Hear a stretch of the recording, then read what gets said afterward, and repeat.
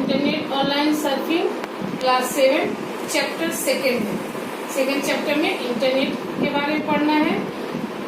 तो इसमें इंटरनेट से पहले ये जानेंगे कम्युनिकेशंस।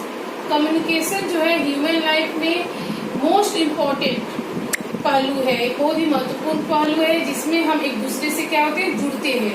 बहुत हजारों साल पहले भी हम कम्युनिकेट करने के लिए पिजन का यूज करते थे, हॉर्स होता था, पोस्टल सर्विस होता था, टेलीग्राम है। तो इस तरह के माध्यम से हम कम्युनिकेट करते थे। लेकिन आज के आईटी सेक्टर में इंफॉर्मेशन टेक्नोलॉजी के एडवांस युग में अब हम इस पोस्टल और सर्विस का इस्तेमाल नहीं करते हैं। अब हम इंटरनेट के से हम ईमेल करते हैं। तो ईमेल करने के लिए हम इंटरनेट यूज करते हैं। तो पर ये समझना होगा इंटरनेट क्या है, what is internet. Interconnected across the world make network of computers form internet. Interconnected यानी पूरे वर्ल्ड में सभी कंप्यूटर को नेटवर्क के माध्यम से कंप्यूटर को क्या करना, जुड़ना। और ये जब नेटवर्क से ये जुड़ जाता है तो इंटरनेट का रूप ले लेता है। यानी इंटरकनेक्टेड अक्रॉस द वर्ल्ड, पूरे वर्ल्ड में मेक नेटवर्क, एक नेटवर्क बनाया जाता है ऑफ कंप्यूटर को जोड़ के। जब बहुत सारे कंप्यूटर यानी मिलियंस ऑफ कंप्यूटर्स और millions of peoples connected each other, जब एक बहुत सारे लोग एक दूसरे से जुड़ जाते हैं, बहुत सारे कंप्यूटर एक दूसरे से जुड़ जाते हैं, तो वो नेटवर्क बन जाता है। वह नेटवर्क इंटरनेट का रूप ले लेता है। It provides to communication service and information resource to million of computer user around the globe। यानी ये जो है इंटरनेट सुविधा प्रदान करता है, प्रोवाइड करता है। तो क्या, कम्युनिकेशन सर्विस यानी एक दूसरे से जुड़ने के लिए सुविधा देता है, इसका सर्विस देता है। इंफॉर्मेशन रिसोर्स, इसका जो इंफॉर्मेशन जो है उसको रिसोर्स देता, उसको शेयर करता है मिलियंस ऑफ यूजर जो इससे कनेक्ट होते हैं, जो यूजर इससे जुड़े हुए होते हैं इंटरनेट से, पूरे ग्लोब में, पूरे वर्ल्ड में उसको ये सुविधा प्रदान किया जाता है इंटरनेट के माध्यम से कि वो एक दूसरे से जुड़ के अपनी इंफॉर्मेशन को शेयर कर सकते हैं। अब इसी इंटरनेट का एक सबसे पॉपुलर है वो है email. Email is the most popular features of the internet. Internet का ये मोस्ट पॉपुलर फीचर्स है।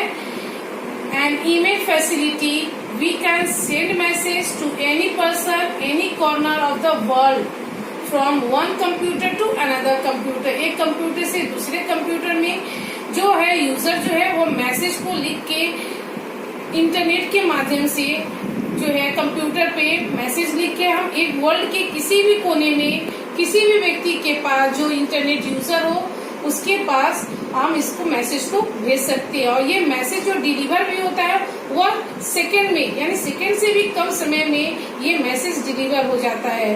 तो ये आज के समय में ये सबसे आसान तरीका है ईमेल, जिसमें इंटरनेट यूज करके हम ईमेल के माध्यम से मैसेज को एक जगह से दूसरी जगह हम आसानी से पूरे वर्ल्ड में किसी भी व्यक्ति के पास मैसेज को पहुंचा सकते हैं। तो इसका कुछ एडवांटेज भी है, इसकी सुविधा भी है। इससे क्या क्या फायदा है हमको। एडवांटेज ऑफ ईमेल, पहला है ये फास्ट। ईमेल जो है, and email message can send to any corner of the world in second. Message जो है ईमेल के माध्यम से वर्ल्ड के किसी भी कोने में हम सेकेंड में इसको डिलीवर कर सकते हैं, यानी पहुंचा सकते हैं। मैसेज पहुंच जाता है वहाँ, और भेजना भी आसान होता है और मैसेज पहुंच भी जाता है। इसलिए इसका यूज ज्यादातर होता है क्योंकि ये फास्ट सर्विस देता है। दूसरा, cost. For sending and receiving email there is no fee. Message भेजना और रिसीव करने में किसी तरह का कोई चार्ज नहीं लगता क्योंकि हमारा जो है कंप्यूटर जो है या मोबाइल जो है वो इंटरनेट से कनेक्टेड है। ये सर्विस तभी हमको प्रदान होगा जब हम इंटरनेट यूज करेंगे। और इंटरनेट अगर हमारी उसमें पैकेज हम डलवाते हैं, इंटरनेट रिचार्ज कराते हैं, तो ये सुविधा अपने आप हमको प्रोवाइड हो जाता है, मिल जाता है ये सुविधा। तीसरा है रिसोर्स सेविंग। ये हमारा जो रिसोर्स सेविंग, जैसे email is digital nature, message जो होता है वो डिजिटल नेचर का होता है, यानी उसको कंप्यूटर पे लिखते हैं, उसमें किसी तरह का पेपर यूज नहीं होता है, स्टैम्प यूज नहीं होता है, इन्वेलप यूज नहीं होता है। तो ये सब पेपर का, इन्वेलप का, स्टैम्प जो है उसका बचत करता है। और ये चूंकि डिजिटल नेचर का है, इसलिए इसका हमको ये सब जो है वो रिसोर्स जो है उसको अब सेव करता है, बचाता है।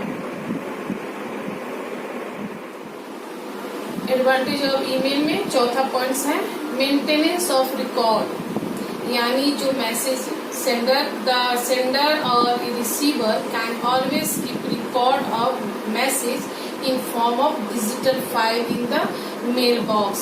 जो सेंडर जो मैसेज भेजता है और जो रिसीव करता है वो हमेशा मैसेज को जो है वो मेल बॉक्स में स्टोर किए रहता है, या अगर कंप्यूटर है या मोबाइल है उसमें मैसेज है तो वो डिजिटल रूप में होता है, तो उसको हमेशा स्टोर रहता है मेल बॉक्स में। रीयूजेबल, यानी कि जो मैसेज है उसको हम दोबारा यूज कर सकते हैं, किसी को जरूरत पड़े तो आवश्यकता के अनुसार उसको फॉरवर्ड कर सकते हैं। The mail can be reuse और forward to other recipients and when required, यानी किसी और को भी जो मैसेज हम स्टोर किए हैं या फिर जो इस मेल बॉक्स में है उसको हम दोबारा किसी और को हम फॉरवर्ड कर सकते हैं जैसे हमारी जो जरूरत हो, यानी व्हेन रिक्वायर्ड, हमारी आवश्यकता के अनुसार उसको हम भेज सकते हैं।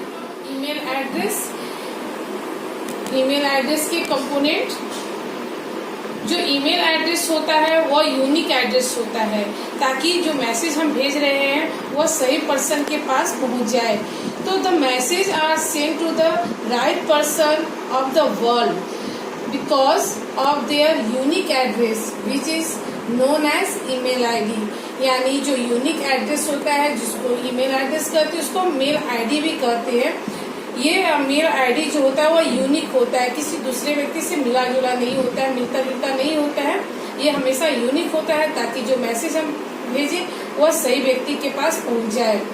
एंड जो mail ID can be classify into 3 parts, जो मेल आईडी हम बनाते हैं वो 3 भागों में वो बटा हुआ होता है।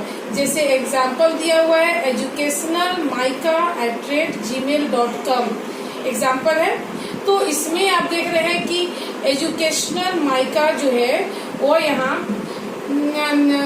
बताया रहा है कि ये यूजर नेम है, यानी यूजर, ये जो आपका जो नाम दिया हुआ है वो आइडेंटिफिकेशन है यूजर का, इससे ये पता चलता है जो यूजर है उसका ये एजुकेशनल माइका जो है उसका आइडेंटिफिकेशन है।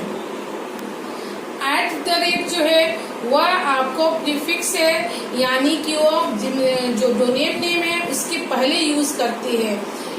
और तीसरा जो है वो है gmail.com, ये आपका gmail.com होस्ट वेबसाइट है जहाँ पे आप अपना अकाउंट बनाते हैं, यानी होस्ट वेबसाइट आपको एक साइट देता है जहाँ आप लोकेशन बताता है कि आप नेट पर अपना अकाउंट खोल सकते हैं, बना सकते हैं।